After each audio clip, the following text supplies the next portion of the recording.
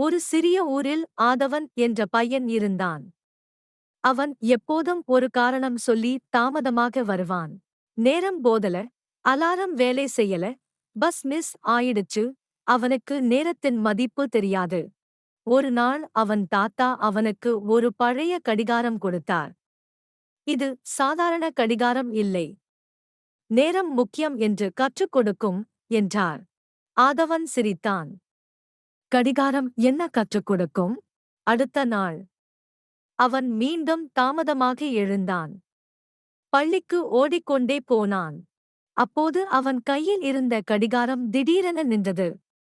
எவ்வளவு அசைத்தாலும் அது இயங்கவில்லை.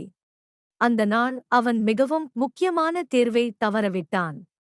டீச்சர் சொன்னார், நேரத்தை மதிக்காதவன் வாய்ப்பை இழக்கிறான். அந்த வார்த்தைகள் அவன் மனதில் பதிந்தது. அவன் வீட்டுக்கு வந்து தாத்தாவிடம் சொன்னான், கடிகாரம் நின்றுடுச்சு. தாத்தா சிரித்தார், கடிகாரம் நின்றதில்லை. உன் வாழ்க்கை முன்னேற நேரம் காத்திருக்காது என்று அது சொல்லுதியூ. அந்த நாளிலிருந்து ஆதவன் மாறிவிட்டான். அவன் எல்லா வேலைகளையும் நேரத்தில் செய்தான். சில மாதங்களில் கிளாஸ் டாப்பர் ஆனான். ஒரு நாள் அந்த கடிகாரம் மீண்டும் இயங்க ஆரம்பித்தது. ஆதவன் புரிந்து கொண்டான், நேரத்தை மதித்தால்தான் வாழ்க்கை நம்மை மதிக்கும். கதையின் கருத்து: நேரம் ஒருவருக்காகவும் காத்திருக்காது. வாய்ப்பு வந்தால் உடனே பயன்படுத்த வேண்டும். ஒழுக்கம் வெற்றியின் முதல் படி. இந்த கதை பிடித்திருந்தால் லைக் பண்ணுங்க, ஷேர் பண்ணுங்க. இன்னும் பல சுவாரஸ்யமான கதைகளுக்கு சப்ஸ்கிரைப் பண்ணுங்க.